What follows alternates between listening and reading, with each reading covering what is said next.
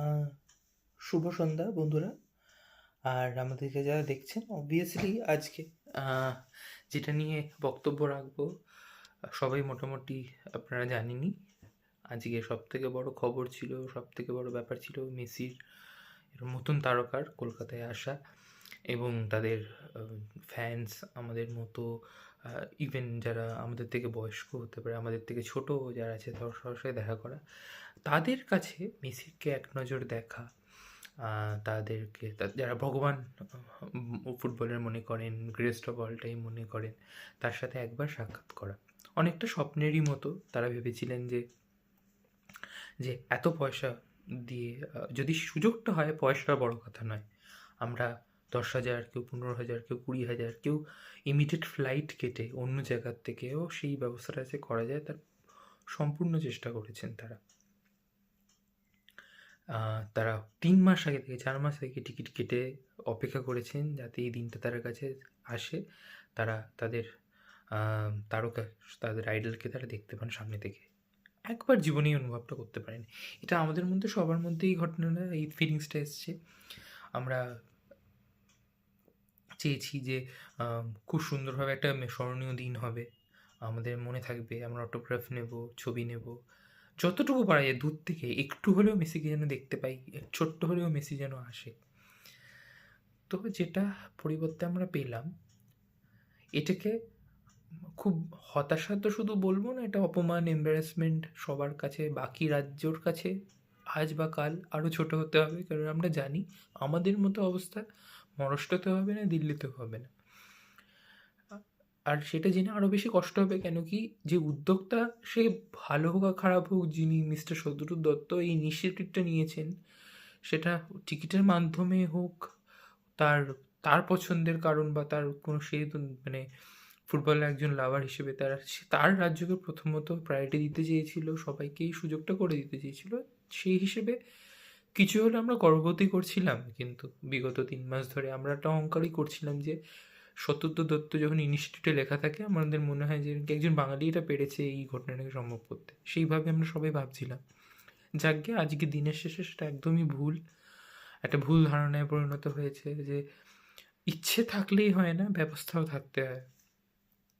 এবার যেটায় আমি আসতে চাই সেটা হচ্ছে যে যেগুলো আমাদের ভাববার বিষয়, যে কেন এই ধরনের ঘটনা ঘটলো, এতগুলো মানুষের শুধু স্বপ্নভঙ্গ হলো না, তার একটা ডিপ্রেশন নিয়ে বাড়ি গেল, লিটারালি যেটাকে বলে।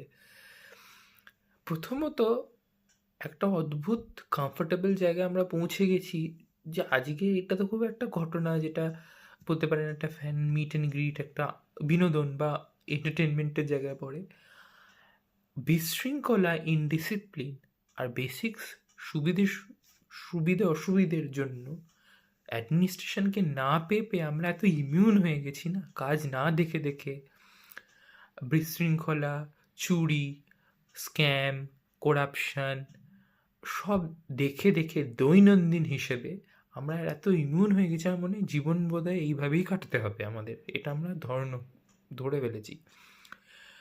মানে সব কিছু বিষয় একটা বিষয়তে টেনে আনবেন না, বহু মানুষ বলবেন আমাকে হয়তো আমার কমেন্টে, কিন্তু টেনে আনতে হচ্ছে কেন কি, যে সবসময় আমার সাথে তো ঘটেনি, এটা ভাবছি আর আমাদের মনে হচ্ছে ঠিক আছে, যদি আমার সাথে হয় ভেবে দেখা যাবে।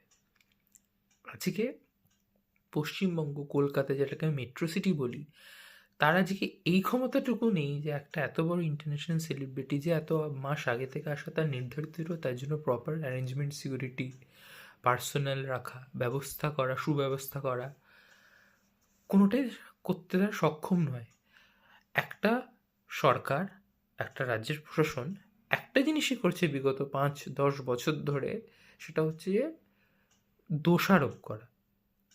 কখনো সেটা হিন্দু মুসলমান বলে দোষারোপ করা, কখনো দুর্নীতিতে ধরা পড়লে দোষারোপ করা, শিক্ষাতে দুর্নীতি, হসপিটালে দুর্নীতি, বালি চুরি, কয়লা চুরি, বেসিক সার্ভিসেসগুলো না দেয়া, ইলেকট্রিসিটিতে মানুষ কাজ করতে এসে ইলেকট্রিকিউটেড হয়ে মরে যাওয়া, দুর্গাপুজোর আগে এরকম বাজে একটা অবস্থাটা শহরের হয়ে যাওয়া,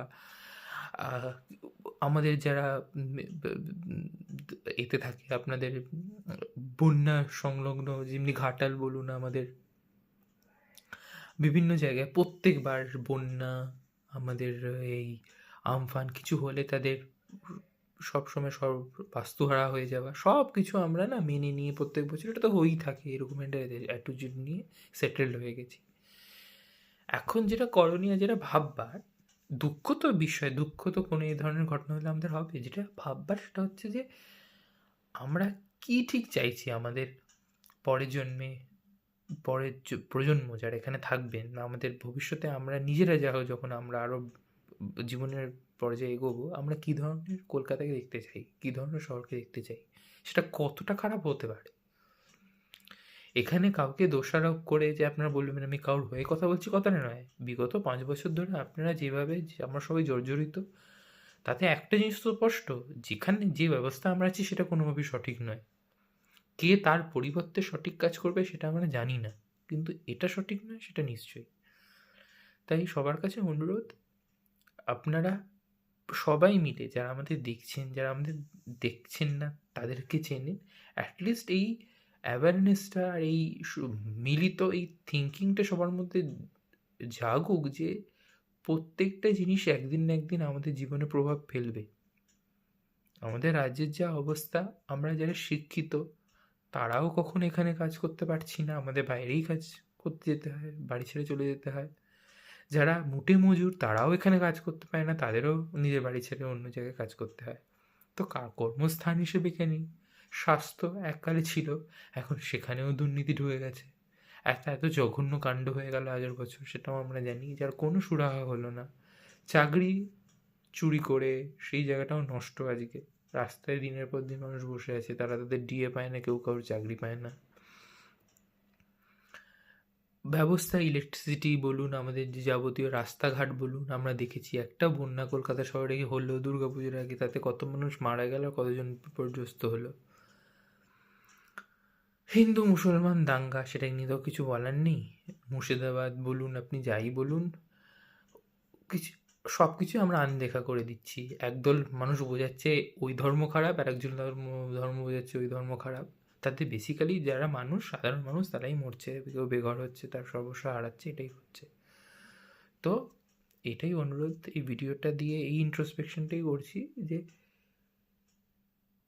কোথাও গিয়ে এবার আর অনেক হয়েছে, এবার কিছু অন্যরকম ভাবতে হবে, এই ধারণাটা রাখা দরকার, ভাবনাটা করা দরকার, ভাবা দরকার যে কি আমরা পাচ্ছি, কি আমরা দিচ্ছি এত বছর ধরে, তার পরিবর্তে আমরা কী পাচ্ছি, কী আমাদের সুবিধা আসছে।